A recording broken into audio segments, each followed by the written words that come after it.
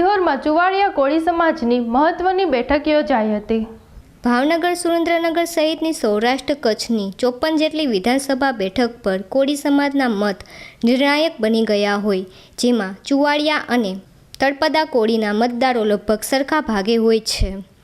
સિહોર ખાતે એક બિનરાજકીય ચુવાણિયા કોળી સમાજનું સંમેલન યોજાઈ ગયું હતું, જેમાં અનેક બેઠકો પર જ્યાં તળપદા કોળી સમાજના ઉમેદવારો છે, જે કોઈ પણ પક્ષના હોય ત્યાં ચુવાડિયા કોળી સમાજ પોતાના ઉમેદવારો અપક્ષ ઊભા રાખી પોતાની તાકાત બતાવવા મેદાને પડ્યું છે।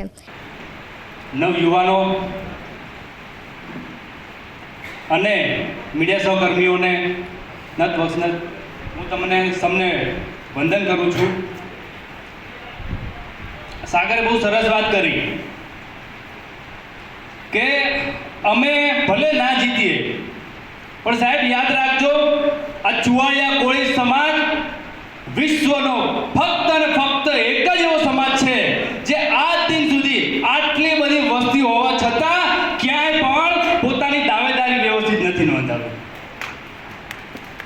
અને આજ દિન સુધી જેટલા પણ કોઈ પણ જ્ઞાતિના ઉમેદવારો હોય, દાવેદારો હોય, અમે બધાને વધાવી દીધા છે।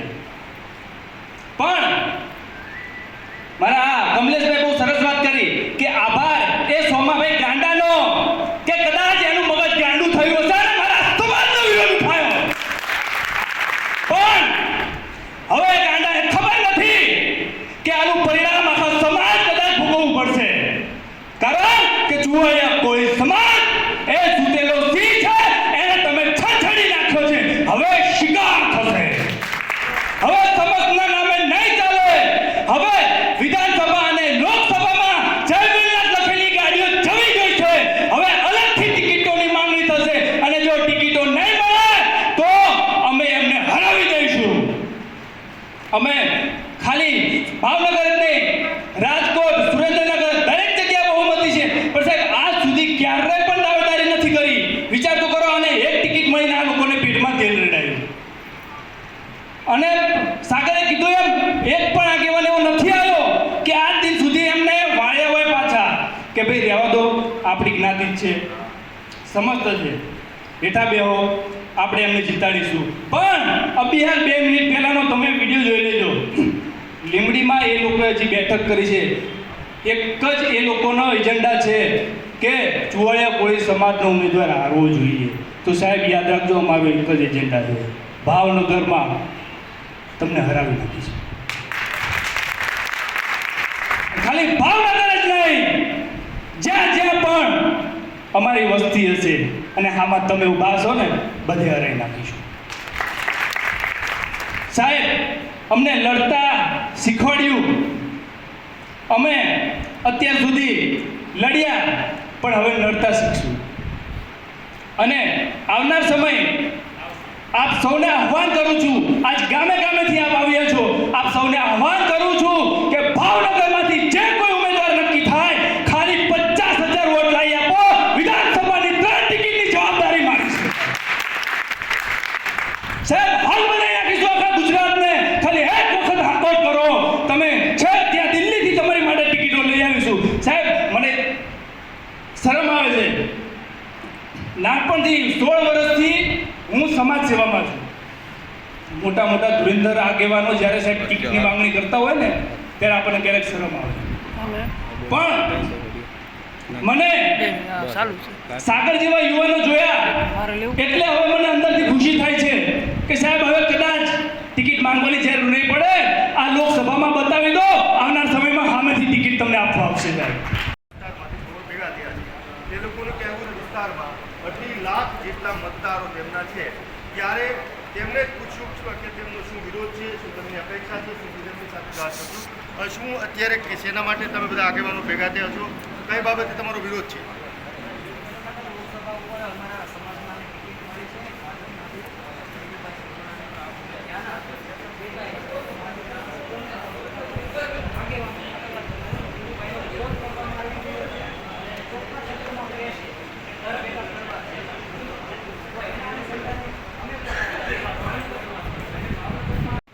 આપણા લોકલાડીલા નરેન્દ્રભાઈને કહીશ કે 2 શબ્દો કે લો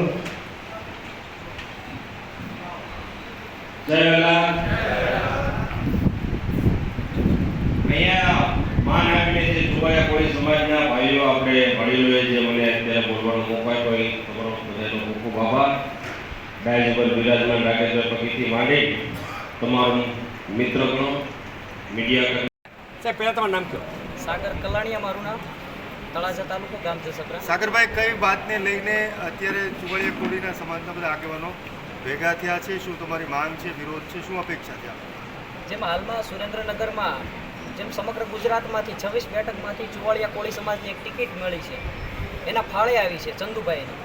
તો એને ચંદુભાઈની ટિકિટ મળવાના અનુસંધાને ત્યાંના તળપદા કોળી જ્ઞાતિ દ્વારા, ત્યાંના અમુક આગેવાનો દ્વારા અને અમુક માજી ધારાસભ્યો દ્વારા જે ચંદુભાઈનો વિરોધ કરી રહ્યા છે, ચંદુભાઈ કરતાં પણ એ ચુવાડિયા કોળી શબ્દનો વિરોધ કરી રહ્યા છે.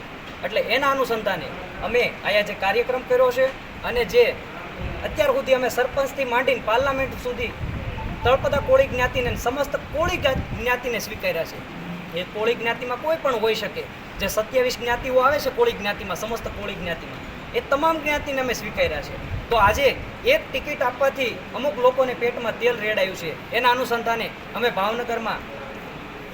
ભાવનગર લોકસભા સીટ ઉપર આ કાર્યક્રમ સિહોર મુકામે કાર્યક્રમ કર્યો. શું તમારો વિરોધ શું છે? એટલે કાર્યક્રમ કરીને તમે શું કરવા માંગો? જો અમારો કાર્યક્રમ કરીને વિરોધ તો એ છે કે અમે પણ અમારી, કારણ કે ભાવનગર લોકસભા સીટ ઉપર 2.5 લાખ મતદાન છે, તો અમે અત્યારે એવો નિર્ણય લેવાના છીએ અમારા સમાજના વડીલો અને આગેવાનો અને યુવાનો દ્વારા કે અમારે પણ એક યુવાન, ભણેલ ગણેલ યુવાનને ચૂંટણી રણ મેદાને ઉતારવો છે પક્ષ તરીકે? અપક્ષ તરીકે. હાલો, બીજા એક જણ બોલો. હાલો આવી જાઓ, બીજા કોણ બોલવાનું છે?